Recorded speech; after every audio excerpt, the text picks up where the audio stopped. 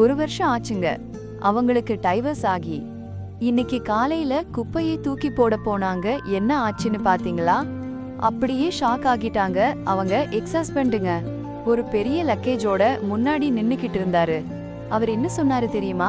நான் இப்பதான் லேண்ட் ஆனேன். நம்ம டாக்டர் ரொம்ப மிஸ் பண்றேன். அவளுக்காக சைல்ட் சப்போர்ட் கொடுக்க வந்திருக்கேன் அப்படின்னு சொன்னாரு. சரி, பொண்ணுக்காகவாவது ஒரு சான்ஸ் கொடுப்போமேன்னு மனசு இறங்கி வீட்டுக்கு கூட்டிட்டு போனாங்க. ஒரு காலத்துலங்க அவங்களோட மேரேஜ் எவ்வளவு சந்தோஷமா போச்சு தெரியுமா?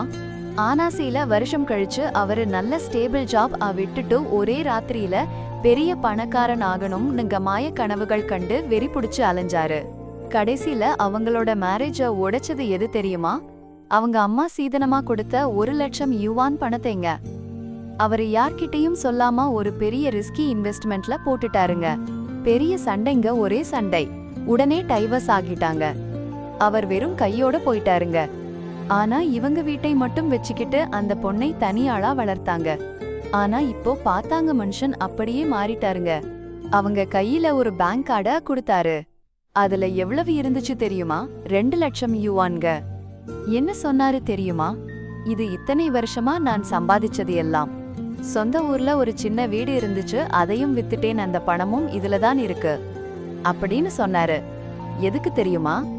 நம்ம பொண்ணுக்கு ஒரு நல்ல எதிர்காலம் இருக்கணும்னு. அதுக்காகத்தான்.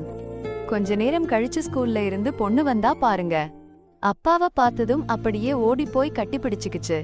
அப்பா, இனிமே என்னை விட்டுட்டு எங்கேயும் போயிடாதீங்கப்பா அப்படின்னு கெஞ்ச ஆரம்பிச்சிடுச்சு. இதை பார்த்ததும் அந்த அம்மா மனசு அப்படியே வெண்ணெய் மாதிரி கரைஞ்சு போச்சுங்க. சரி, அவங்க அப்பாவும் பொண்ணும் ஜாலியா விளையாடிட்டு இருக்கட்டும்னு இவங்க உள்ள போய் நூடுல்ஸ் சமைக்க போனாங்க. திரும்பி லிவிங் ரூபாய்முக்கு வந்தா என்ன ஆச்சு தெரியுமா? எக்ஸ் ஹஸ்பண்ட் அங்க இல்லங்க. மனுஷனே காணோம். எங்க தேடியும் காணோம்.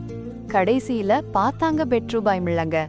அவங்க பர்ஸ அப்படியே மெதுவா யாரும் பார்க்காம நோண்டிட்டு இருந்தாரு. அடடா, ஒரு துளியும் மாறவே இல்லையேன்னு அவங்க மனசு அப்படியே நொறுங்கி போச்சுங்க. ஆனா பொண்ணு முன்னாடி அவர் மானத்தை காப்பாத்தணும்னு சும்மா கவனிக்காத மாதிரியே நடிச்சாங்க. அப்புறம் பர்ஸ் செக் பண்ணி பார்த்தாங்க. பாருங்க, உள்ள என்ன இருந்துச்சு தெரியுமா? ஒரு கோல்டு பிரேஸ்லெட் கூடவே ஒரு நோட் இருந்துச்சுங்க. அப்படியே அதிர்ச்சி ஆயிட்டாங்க. அந்த நோட்ல என்ன எழுதி இருந்துச்சு தெரியுமா? உன்னை கடந்த காலத்துல நான் ரொம்ப காயப்படுத்தி இருக்கேன், எனக்கு தெரியும். நான் என் எல்லா கடனையும் அடைச்சிட்டேன். உண்மையிலேயே உன்னோட புதுசா ஒரு நல்ல வாழ்க்கை வாழணும்னு ஆசைப்படுறேன். ஆனா நேரா உங்ககிட்ட கேட்க எனக்கு ரொம்ப வெட்கமா இருந்துச்சுங்க. அதான் இந்த பிரேஸ்லெட் ரகசியமா வச்சுட்டு போறேன்.